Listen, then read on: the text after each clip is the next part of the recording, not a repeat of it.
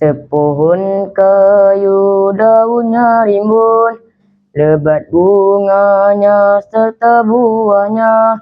Walaupun hidup 1000 tahun, kalau tak sembayang apa gunanya. Dengan bismillah saya mulai. Selawat dan salam kepada Nabi. Ibadat solat jangan dilupai, agar disayang Sang Maha Rabbi. Apa khabar semua? Alhamdulillah. Syukur kehadrat ilahi kerana diberi nikmat kesihatan pada hari ini dan dapat kita teruskan kehidupan. InsyaAllah, tazkirah yang akan saya sampaikan pada hari ini bertajuk Solat Pemangkin Kecemerlangan Akademik. Tahukah hadirin apa yang dimaksudkan dengan solat? Mari dengar apa yang saya akan terangkan. Solat dari segi bahasa ialah doa, manakala solat dari segi syarak ialah perkataan dan perbuatan yang dimulai dengan takbiratul ihram dan diakhiri dengan salam.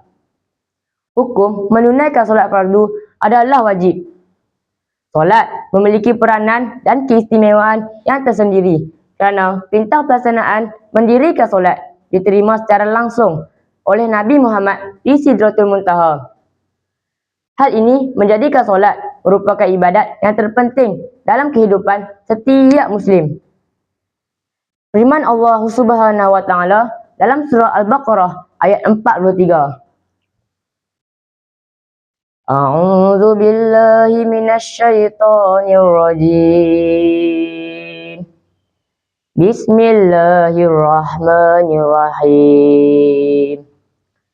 Aqimus salata wa atuz zakata warka'u ma'ar raki'in.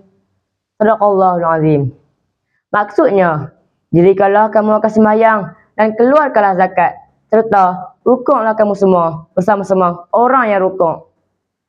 Rasulullah SAW bersabda, Islam dibangunkan di atas 5 perkara: bersaksi bahawa tiada Tuhan selain Allah dan Muhammad utusannya, mendirikan solat, menunaikan zakat, berpuasa di bulan Ramadan, dan menunaikan haji bagi yang mampu. Hadis riwayat Bukhari dan Muslim. Para hadirin sekalian, solat yang baik dan sempurna sudah pasti akan mendapat ganjaran daripada Allah Subhanahu wa Ta'ala, di samping menjadi pemangkin bagi setiap kejayaan, terutamanya dalam bidang akademik. Hadirin, tahu tak apa bukti solat pemangkin kecemerlangan akademik? Tak tahu? Mari dengar apa yang saya akan terangkan. Yang pertama, setiap pergerakan solat dipenuhi dengan disiplin yang boleh dijadikan acuan bagi melatih diri agar lebih berdisiplin, sama ada sebelum, semasa dan selepas menuntut ilmu. Yang kedua, seseorang yang mendirikan solat akan memiliki keyakinan yang tinggi bagi menyuntik semangat untuk berjaya dalam diri. Yang ketiga, mendirikan solat dengan khusyuk akan menjadikan menjadi intipati bagi sesebuah kejayaan, terutama bagi sesebuah kejayaan, kerana dapat memberi perhatian sepenuhnya dalam pembelajaran. Yang keempat, dalam solat, tumaninah merupakan salah satu aspek yang perlu dititik beratkan.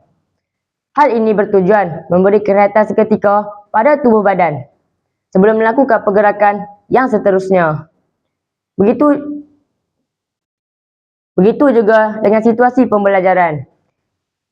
Ketenangan amat diperlukan oleh pelajar kerana dapat memberi kesan pada penerimaan ilmu yang dipelajari. Oleh itu, marilah kita semua mendirikan solat, kerana dengan solat akan berjaya di dunia dan di akhirat. Hadirin, ingat pesanan terakhir saya. Solat bukan part time, bukan no time, bukan sometime. Mesti buat on time, mesti buat full time, sebab kita mati anytime. Sekian, wabillahi taufiq wa hidayah. Wassalamualaikum warahmatullahi wabarakatuh.